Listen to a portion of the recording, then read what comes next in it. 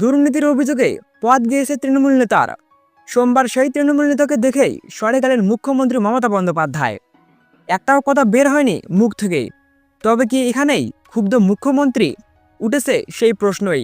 আজ অর্থাৎ সোমবার মুখ্যমন্ত্রীর সফরে জলপাইগুড়ি জেলার দুই প্রান্তে দুই ছবি দেখা গিয়েছে। মমতা বন্দ্যোপাধ্যায় যখন মালবাজার শহরের রাস্তা দিয়ে হাঁটছিলেন, সেই সময় মুখ্যমন্ত্রীকে প্রমাণ করতে গিয়ে এগিয়ে আসেন মাল পৌরসভার প্রাক্তন চেয়ারম্যান তথা মাল পৌরসভার ১ নম্বর ওয়ার্ডের কাউন্সিলর স্বপন সাহা। তবে মমতা সরে যান সেখান থেকে। সঙ্গে সঙ্গে নিরাপত্তারক্ষীরা তাকে টেনে সরিয়ে দেন সেখান থেকে। প্রসঙ্গত উল্লেখ্য, মাল পৌরসভার দুর্নীতির অভিযোগে ওঠার স্বপন সাহাকে চেয়ারম্যান পদ থেকে সরিয়ে দেওয়া হয়।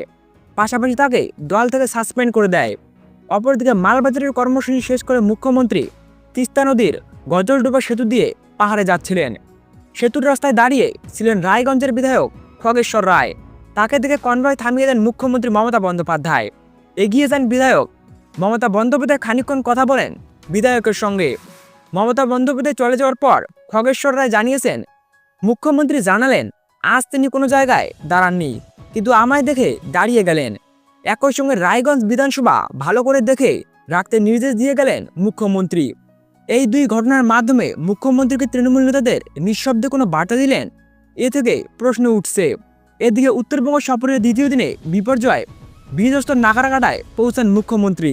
রবিবার সকালেই পূর্ব পরিকল্পিত ঘোষণা মতে বন্যা ও ভূমিধসে বিপর্যস্ত উত্তরবঙ্গের উদ্দেশ্যে রওনা দিয়েছিলেন তিনি। জানা গিয়েছে, উত্তরবঙ্গে মোট 5 দিন থাকবেন মমতা। পরিদর্শন করবেন একাধিক এলাকা। তার সঙ্গে চালিয়ে যাবেন পর্যালোচনা বৈঠক। দুর্গতদের হাতে তুলে দেবেন ত্রাণ।